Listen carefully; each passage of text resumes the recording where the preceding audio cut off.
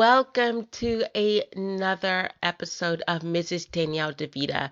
If you've listened to my podcast, Feminine Energy with Danielle DeVita, I did an episode on giving men the space that they need to open up. In a judgment-free zone. So I wanted to talk a little bit more about this because I watched a stream that Philip did on the Philip Scott show, and you know he is so right. He was saying that there are relationships where the women are being physical towards men in those DV situations, DV being domestic violence. In those situations, sometimes we see it as, oh, the woman is the one that's being battered. But in this case, it was a man. And even though he did not, his life was ended, not by her, but by the police, it was because he called the police. And that's a whole nother story, which I can do on my other channel. That's pretty much where we're always a suspect, especially our men. And we are in these relationships where women easily call the police on our men when we could never, our men or us, we're never seen as victims, but we are the suspect. And in this situation, and there was another situation a while back, which I can discuss this. It was a woman, and I think they were a Hispanic couple, but they were on a plane, and she felt that he was, looking at other girls on social media. And these are grown people, like grown, like look, they were in their 40s, or very late 30s. I would say 40s. But anyway, she hit him upside the head with a laptop on the plane. So I would say a lot of this comes from a lack of communication. And what the communication is, communicating your standards. Just like I advocate for women to communicate your standards. Know where you stand in a relationship. If you feel that your voice isn't being heard, it doesn't mean to get louder. It means to be more serious and less emotional. Sometimes as women, we become so emotional that we cannot properly articulate what it is that we want to say. If you have standards, you say it and then be about it. You don't need to be doing all this yelling and rolling of the neck and with the hands and the finger, clapping the hands. And I know we do it sometimes, but all of that, all of that, you're gonna listen to me. We don't need that. What we need to do is, if you're not gonna listen to me, if you keep dismissing me, then if there's no way for us to communicate as adults, if we're gonna behave like children, then we don't need to be friends anymore. Let's talk like children. I don't want to be your friend anymore. So we need to part ways respectfully. We need to part ways respectfully. So, and this is what we need to do. A lot of times people stay in relationships and they continue and allow the abuse to go on. Well, I would say for men, when you are in a relationship and the woman does not conform to your standards, and those standards should be on either party, no verbal or physical abuse, right? So if someone does that, then we say, oh, this is a deal breaker for me. So I am going to part ways respectfully. And I think that when people say that, they shouldn't say that and then the next day they part ways. Or you say that and then you leave a year later, a month later, a couple of days later. Or you say that and then 5 minutes later you're trying to leave. No. When you say that, it should be on your way out the door. So you don't have time for them to be trying to get you to stay, pulling any weapons on you, doing any of that. What it needs to be is, okay, I'm at the door, I'm getting my stuff. and we're parting ways. Now, if you're in the heat of the moment, then, you may have to wait till tomorrow and say, okay, well, the next day, I realized last night, we were acting like children. We didn't communicate as adults. And if it was just a communication issue, then that could be something we work on. But there were some deal breakers in there. So what I'm going to do is I'm going to part ways respectfully. Bye. And you're gone. Like, you're out the door. Usually when you make this comment, there's no room to hear what the other person has to say at this point, because you've already made the decision to cut ties. So whatever they need to say now is, okay, I understand. And that can be said over the phone. That can be said while you're closing that door. Because now when you've said this, you've gotten to the point where you made it clear, these are my standards, this is what happened, and I'm just letting you know respectfully on the way out the door why I'm leaving. All of that Jasmine Sullivan, slight on the song she has, the tires, and I'm gonna cut the tires and bust the windows, all of that. No need to do all of that.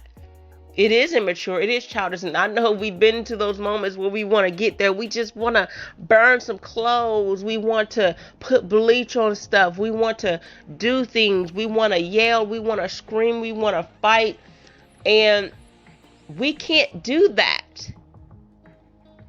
If you want to be a feminine woman, you need to get to the point where you can harness your emotions. If I've gotten to this point, then the relationship obviously has come to an end, because we can't even communicate like we love each other. Yes, you may get to the point where you raise your voice, but it needs to be, we get it back down. And with practice, it becomes habit. And then it becomes part of your character that this is how you communicate. So when I say my husband and I do not argue, I mean we disagree like in the courtroom. You don't see lawyers throwing bows. You don't see lawyers yelling and cursing and screaming. No, there's order in the court. What you see is I say my point, and it's going to be valid points, and you stay within scope. Because if you're out of scope, what is it? Objection. Relevance. We're not going to bring up other people's, like, the past stuff that has nothing. No, we're in court for this today. This is what we're talking about. So we're not going to bring up other things. We're going to stay on topic, because if not, it's relevant. And everything that is relevant does not always go into evidence. Okay. So what you need to understand is you need to properly communicate. And if you cannot do that, if this is a person where you cannot have an adult-like communication, if it even gets out of hand, when it gets to that assault and anything that's criminal, or even misdemeanor, when it gets to any of these, misdemeanor, felonies, any type of assault, battery, things like that, then we need to move on and find someone else. That's what we need to do. So I wanted to make sure I say this, because we need to provide a safe space. So here we go. In this safe space, this is a judgment-free zone. This is a space where you are not going to judge and be critical, and ask all these questions. Well, why you? Why did you do this? Why did you say this? Why did you think this? Why do you feel this? Why? Because just like we want men to understand us, we have to understand that men are different. So a lot of times men have issues with women is because they fail to understand that women are different. The minute we take the time to realize that we're not the same. Watch the other video I did where I explained some of my flaws in my marriage, where I could not understand, why did he think like this? Why did he do this? But when we get to the point, and I have another video that how men read how women read men and how men read women. Men, if you want to understand how women are reading you, go to that video. This is no lie. So I'm telling you game. This is how women read men. This is what we see when we see you. And then, correct me if I'm wrong on how men read women. Because a lot of these things, once we understand that we're different, we think differently, then the better we will be in relationships. So when I understand that men will not open up if they don't feel that they have a safe space, if they're always away from you, if they never tell you anything, if they're always withdrawn, then you may not have provided a safe space. If every time they say something, tell you their idea or tell you something that's bothering them or tell you something that they would not have otherwise opened up about, and if you shoot them down, make them feel like they ain't ish, make them feel like they're a nobody or they're stupid or they're not man enough or they're a crybaby or they're too sensitive or they're too soft, they're gonna shut down and they're gonna push away from you. And sometimes they push away from you, and in the proper way, if they're healed, if they're a healthy person, they push away and go be to themselves until they get healed. But most of the time they push away into the arms of someone else. I'm not saying it's right. I'm saying, but that's what people do. And truth be told, that's what women do. When your man isn't giving you the attention you need, and he's not in understanding that men are logical and women are emotional, and the sooner they understand that, even though we can be logical in some sense, we're not completely erratic, but because we're more drawn by our emotions, our actions are drawn by our emotions, and the sooner they realize that, the better. But because we are drawn by our emotions, sometimes if we don't know what to do with them, we become someone who lacks emotional maturity, and we lack emotional intelligence. See, there is a difference between the two.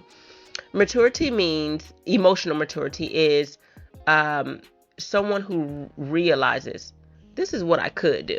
I could, what they like to call, keep it 100. Which you're really not, because you're giving someone the worst version of yourself. And with that, then it becomes this point where you don't grow in harnessing and having control of your emotions. But when you get to the point where you realize, I could have been like this, I could have kept it 100, but so to speak, but this time I'm going to do something different. That's emotional maturity, because you've grown in how you deal with situations. Emotional intelligence is when you say, what result will I get based on my emotions? So you're not saying I've grown. In this case, you're now using your logical mind, your logical part of your brain, and saying, if I make this decision, if I act like this, what will happen?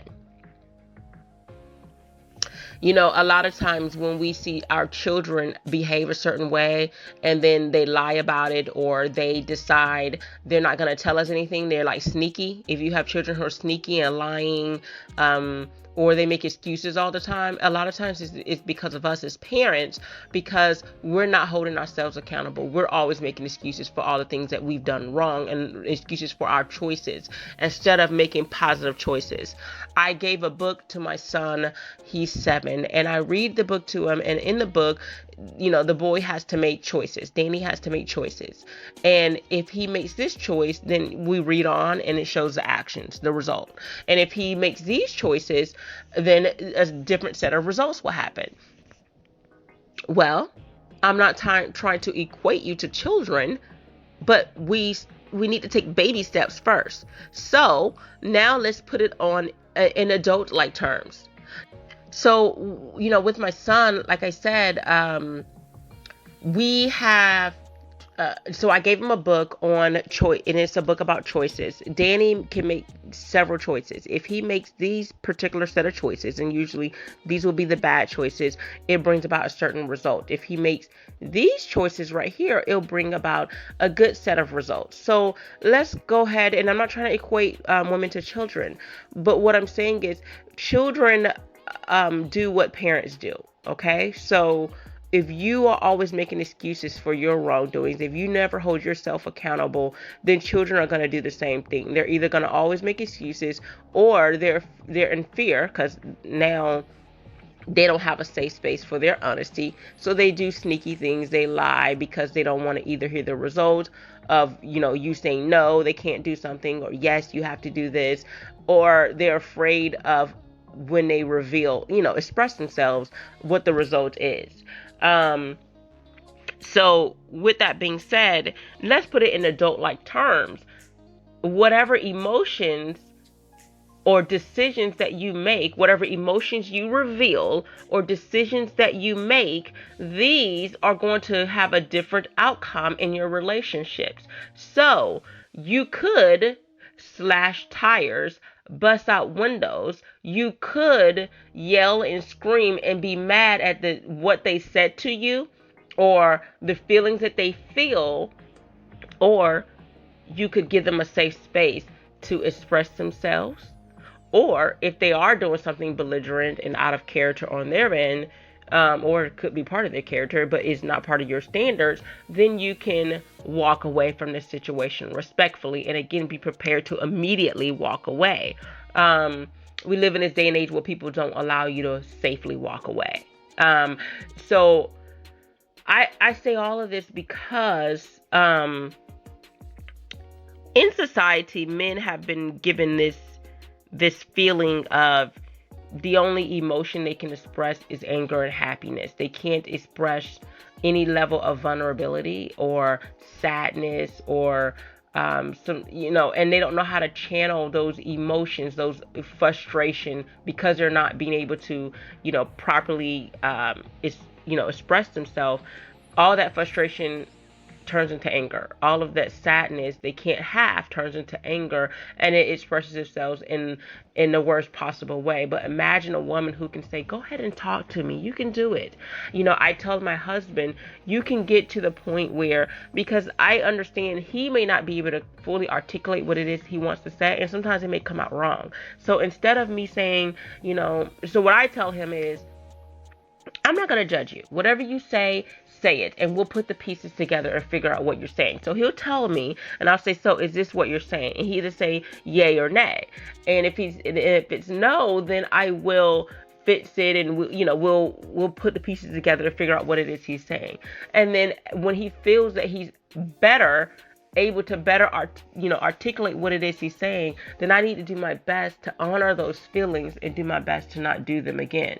Now, again, all this goes without saying. If someone is manipulating you and trying to guilt trip you into doing something because they don't want to get out their comfort zone, that's all a different story. But ladies, don't get emotional in hearing this. Use the logical side of your brain, because it is said that women use both sides of their brain. Now, a lot of times we reveal only the emotional side. We think using both sides of our brain, but we a lot of times articulate in the emotional world rather than the logical world. So, and men actually do the opposite. So sooner we understand that men are more logical and we're more emotional, and there's nothing wrong with being an emotional being, because that is what makes us feminine, ladies. We just need to learn to harness our emotions so we can be mature and intelligent. All right. And that's what makes the difference between a person who is wise and a person who is foolish. Those who learn and grow are wise. And those who have the knowledge and decide to turn it down and I'm going to keep doing what I'm doing, then they're foolish. So again, men, when she doesn't meet your standards, then drop her. Same thing, women, when he doesn't meet your standards, not preferences, standards are things that have foundation, fundamental issues. Okay. Also, A lot of times we want men to already come knowing all these things, when truth be told, we've grown up in households where we weren't on point either, where we didn't learn a lot of things that we should have learned. So give the man a break. Sometimes people don't learn things growing up, but they can properly learn it with you if you give them the opportunity. A lot of times we want men to come already knowing how to do things, but sometimes we're not in those types of we haven't grown up seeing those types of relationships. May have been fortunate enough, but that doesn't mean that the person I get with may have been fortunate enough to understand how to communicate. And that's what makes it a beautiful thing, when we can learn and grow together, instead of making people feel bad and feel like, well, you need to know this, you need to know that. And a lot of times we know that people grew up in an area where they didn't see what it's like. That's why a lot of people do not want to get married, because people think that they need to already go into the marriage knowing everything there is to know. It's just like motherhood and fatherhood. You're not going to know everything. But the reason why marriage takes work, the reason why parenthood takes work, is because effort has to be applied. No one is saying you're going to get it right all the time, but the reason why people say it's hard is that because one person is applying all the effort and the other person isn't, or no one is trying, and it's hard to get out of the comfort zone. Not hard to make it work, but hard to get out of the comfort zone. It may start off a little bumpy, a little hard, because you're getting out of your comfort zone, but once you've gotten there, gotten the hang of it, then it becomes a lot easier. Parenthood, marriage, communication, any type of relationship, not just romantic. All of these things can be learned, through proper and adult-like communication and wanting to learn. When you turn your head and give people the hand to knowledge, then you're foolish, because you don't want to grow. And men, do not get with women who do not want to grow. A lot of times that's why relationships grow apart, because people are growing and some people want to stay stagnant. And that's why I said there are going to be two types of people in a relationship. And hopefully when I say grow, we are talking about growing for the better. When you're growing in a relationship, the other person is saying, ooh, this person is growing. They're glowing up. They're growing up, and I want to grow up and glow up too. And then other people say, you know what? They're moving too fast for me, and this is out of my comfort zone. So they either push back or pull the other person down. So I am saying to you guys today, grow up, glow up for the better. And those who do not want to grow up or want you to grow up or glow up, then leave them behind. Cut them off. I respectfully leave this relationship. And when you're saying it, you are saying it when they see your back out the door. Well, keep your head, on a swivel in case they want to do something on the way out. But you need to be gone. No playing games. Do what you say you're going to do. If you're leaving, you are gone. But anyway, that is all I have for you today. I wanted to go ahead and get this out of the way. I am on the go.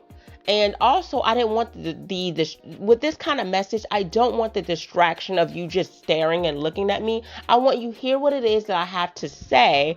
And I will be getting back with you very soon. I have two great things that'll be coming up that's a little bit unorthodox. Got a live that I'm trying to work on with a therapist. I also have my husband I'm trying to get on here.